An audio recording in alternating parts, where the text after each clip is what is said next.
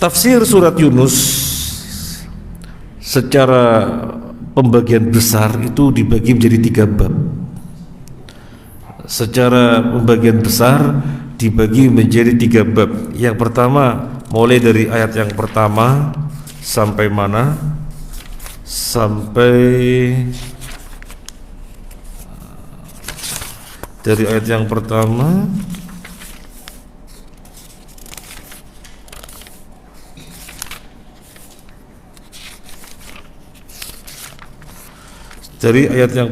sampai 70. Ini bagian yang pertama.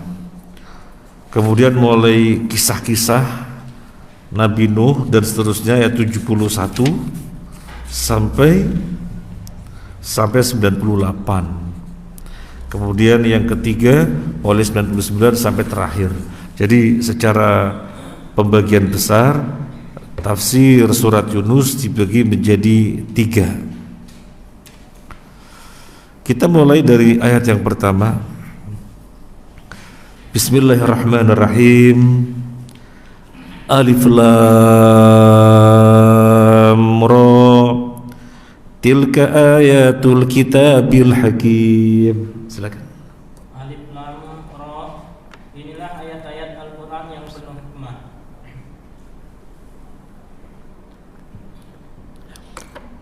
Suratnya dimulai dengan ayat yang berupa al-huruf al-muqatta'ah. Al-huruf al-muqatta'ah artinya susunan beberapa huruf tapi tidak membentuk kata. Kalau kata ba, dhahaba, ar-rahmah, al-masjid, as-salatu, ini kan rangkaian beberapa huruf, bukan rangkaian beberapa kata, maaf. Rangkaian beberapa huruf dan membentuk kata. Tapi al-huruf al-muqatta'ah ini rangkaian beberapa huruf tidak membentuk kata. Alif Lam Ra, apa artinya? Gak ada artinya. Kalau kita bilang pasar, itu susunan beberapa huruf membentuk kata. Pasar, kita pasar, paham. Masjid, susunan beberapa kata, mim, a, s, JID membentuk kata, paham. Tapi kalau misalnya PJD misalnya kan nggak membentuk kata, itu namanya huruf muqatta'ah. Itu huruf muqatta'ah. Nah, jadi surat dimulai dengan al-huruf al-muqatta'ah. Di dalam Al-Qur'an ada beberapa surat yang dimulai dengan al-huruf al-muqatta'ah. Kalau ditanya tafsirnya apa, maka para ulama mengatakan bukan hikmahnya paling enggak ada 2. Yang pertama adalah litah. Sampai kapan tantangan itu? Sampai kapan? Sampai kapan? Sampai hari ini, sampai hari kiamat. Tidak pernah ada yang bisa membuat seperti Al-Quran. Dan tantangan itu tercantum dalam Al-Quran, mulai dari tantangan agar membuat persis seperti Al-Quran 114 surat. Qul la idijtama'atil jinnu wal insu ala ayatu bimithli hadzal Qur'an la ya'tuna bimithlihi walau kana ba'dhuhum li ba'din dhahira. Katakanlah jika jin dan manusia bersekongkol untuk mendatangkan yang seperti Al-Quran, tidak akan pernah bisa meskipun satu sama yang sama lainnya bersinergi. Gak pernah bisa. Tantangan diturunkan menjadi 10 surat saja. Am yaquluna naftara qul fa'tu bi asyri suwarin min mithlih. Datangkan yang 10 surat saja. 10 surat saja. Gak usah 114. 10 surat saja ya bisa. Tantangan dikurangi lagi, wa in kuntum fi raibin mimma nazzalna ala abdina fa'tu bi surah. 1 surat saja. 1 surat saja enggak pernah bisa. Jadi yang pertama litahadi, bahasanya sama persis bahasa Arab. Bahan-bahannya sama persis alif bata alif lam mim kaf ha ya ain shad nun sama persis. Ayo bikin, enggak pernah bisa. Ini hikmah yang pertama. Hikmah yang kedua adalah lita'ajjub, untuk mengagetkan mereka. Kan kalau bicara masalah hikmah bisa betul bisa salah, Allahu a'lam. Ya. Karena untuk mentafsirnya apa nggak ada yang tahu, tapi para ulama mencoba mungkin hikmahnya ini. Nah, yang kedua, membuat mereka kaget atau mengagetkan mereka. Kan mereka satu sama lainnya saling woro-woro, saling berwasiat, tutup telinga. Kalau Muhammad lagi baca sastra, tutup telinga. Kata mereka, kalau Muhammad dari kumat kami, tutup telinga. Soalnya mereka tahu persis siapa yang mendengar Al-Quran masuk Islam, mendengar Al-Quran masuk Islam, mendengar Al-Quran jadi beriman pada Nabi, maka tutup. Wa qala alladziina kafaru la tasma'u li hadzal qur'ani walghaw. Apa lanjutannya? Walghaw fihi la'allakum taghlibun. Wa qala alladziina kafaru la tasma'u li hadzal qur'ani walghaw fihi la'allakum taghlibun. Orang-orang kafir mereka mengatakan jangan dengarkan Al-Quran, bikin kegaduhan, bikin kegaduhan. Misalnya kalian menang, Al-Quran menjadi tidak terdengar. Jadi seperti itu mereka saling berwasiat. Maka kemudian pada surat-surat tertentu Allah turunkan dalam bentuk al-huruf al-muqatta'ah. Alif lam mim, alif lam ra, kaf ya ain sad nun Toha Yasin. Kaget mereka, telinganya jadi terbuka. Apa ini? Nah, ketika sudah terbuka, akhirnya ayat-ayat terdengar yang lainnya. Jadi ini hikmahnya. Kemudian dari mana hikmah ini didapatkan?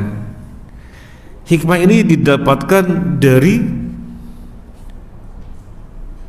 kebanyakan surat yang dimulai dengan huruf muqatta'ah mesti kalimat yang berikutnya tentang Al-Quran. Mesti surat yang dimulai dengan al-huruf al-muqatta'ah pasti yang berikutnya berbicara tentang Al-Quran.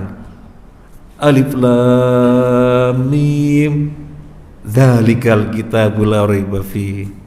Nah, sekarang alif lam ra tilka ayatul kitabil hakim Yasin wal qur'anil hakim Taha ma anzalna alaikal qur'ana litashqa. Jadi hampir surat-surat yang dimulai dengan al-huruf al-muqatta'ah itu kalimat yang berikutnya adalah tentang Al-Quran, kecuali pada beberapa surat saja. Surat Maryam enggak, surat Ar-Rum tidak, surat Al-Ankabut enggak, surat Al-Qalam enggak. Surat Maryam kaf ha ya ain sad dzikru rahmati rabbika abdahu Zakaria. Bukan tentang Al-Quran. Al-Qalam nun wal qalami wa ma yasturun, bukan Al-Quran. Al-Ankabut alif lam mim ahasiban nasu ayyutsraqu ay yaqulu amanna. Rum juga enggak. Setelah menyebut alif lam mim ghulibatir rum fi adnal ardi wa hum min ba'di ghalabihim sayalibun. Tetapi pada ayat-ayat yang berikutnya di pertengahan surat nanti menyebut Al-Quran, cuma tidak di awal. Dan selebihnya surat yang dimulai dengan huruf muqatta'ah, kalimat yang berikutnya adalah tentang Al-Quran. Sehingga kemudian ulama mencoba menyampaikan hikmahnya. Yang pertama adalah untuk tahaddi, menantang orang-orang yang mengingkari Al-Quran. Yang kedua membuat kaget sampai kemudian saling berwasiat jangan dengerin Al-Quran, maka turun huruf muqatta'ah yang mengagetkan mereka, ada telinganya dibuka. Tilka ayatul kitabil hakim. Itulah ayat-ayat Alkitab, yaitu Al-Quran Al-Hakim yang penuh hikmah. Jadi ini ayat-ayat Al-Quran, ini ayat-ayatnya Al-Quran di mana Al-Quran itu Al-Hakim. Al-Hakim artinya yang penuh hikmah. tidak ada lafaz yang sia-sia, tidak ada lafaz yang kebetulan, tidak, tetapi semuanya mengandung hikmah. Semakin orang kuat tadaburnya, semakin kuat mendapatkan hikmah. Sampai Syekh Utsaimin rahimahullah mengatakan, di dalam satu halaman ada berapa ayat, sesungguhnya ayat satu yang dengan berikutnya, dengan berikutnya, dengan berikutnya, dengan berikutnya itu saling keterkaitan erat bagi yang bisa mentadabburinya,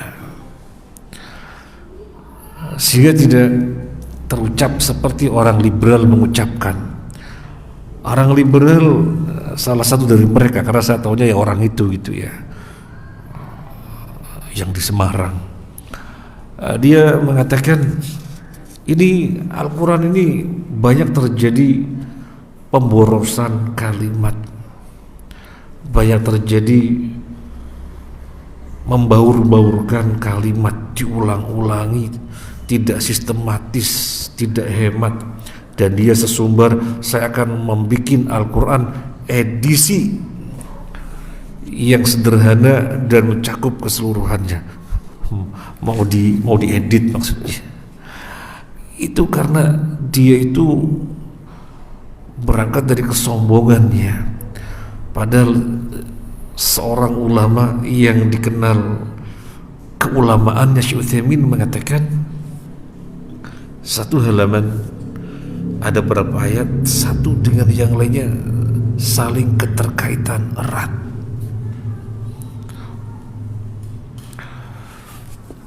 Di antara yang Syekh Utsaimin jelaskan untuk menepis orang yang tidak bisa menerima, memahami wajah sebagai wajah, karena mereka mentakwil yang dimaksud wajah adalah zat.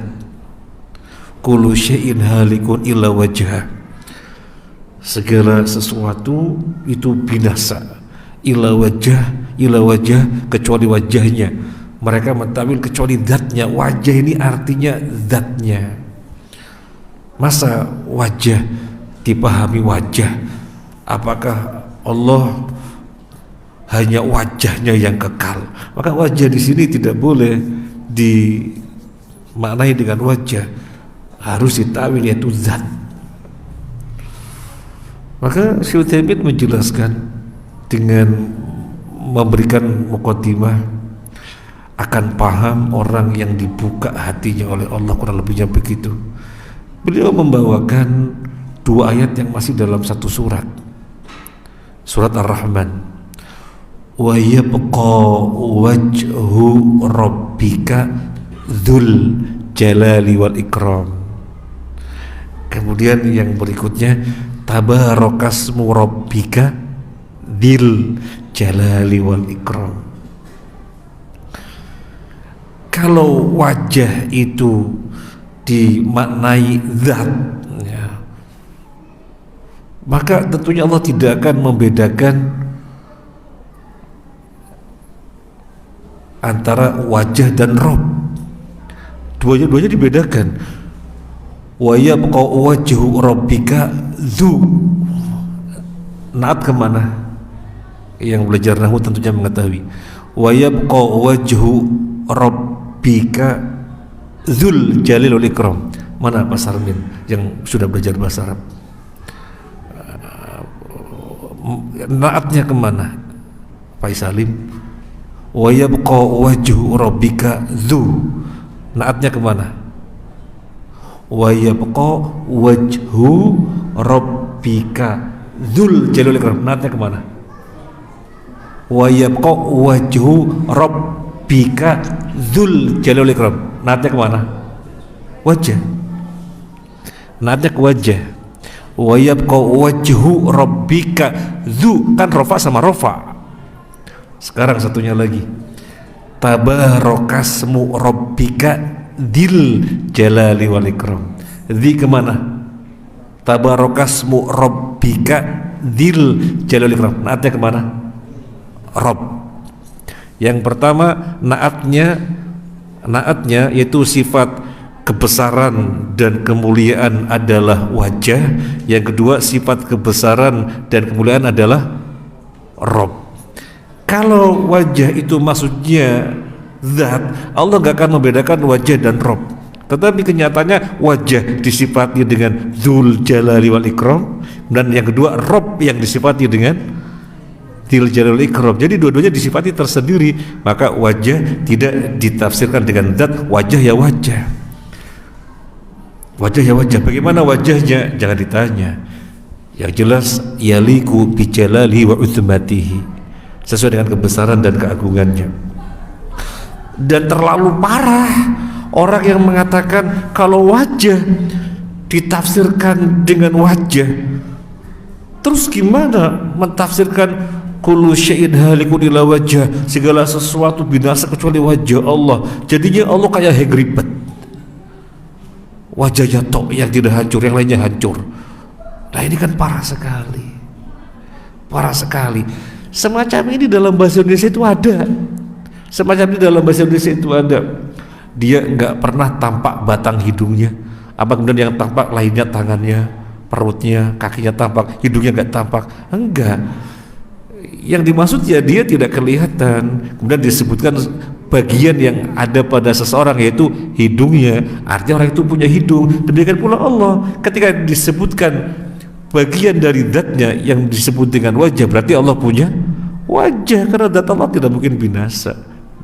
Di sini maksudnya Allah punya wajah. Nah ini tentunya orang-orang yang rasikhuna fil ilmi, sehingga bisa mentadabburi Al-Quran ayat per ayat ada keterkaitannya. Dan kalau kita mengikuti tafsir siapa, memang luar biasa sekali gitu ya. Jadi semakin cinta untuk mentadabburi Al-Quran. Nah, jadi ini ayat-ayat Al-Quran itu penuh hikmah, nggak ada kesia-siaan, nggak ada kebetulan. Semuanya mengandung faedah yang sangat besar. Termasuk ayat-ayatnya merupakan hudan wa syifa, hudan petunjuk, sehingga merupakan pedoman, dan syifa obat.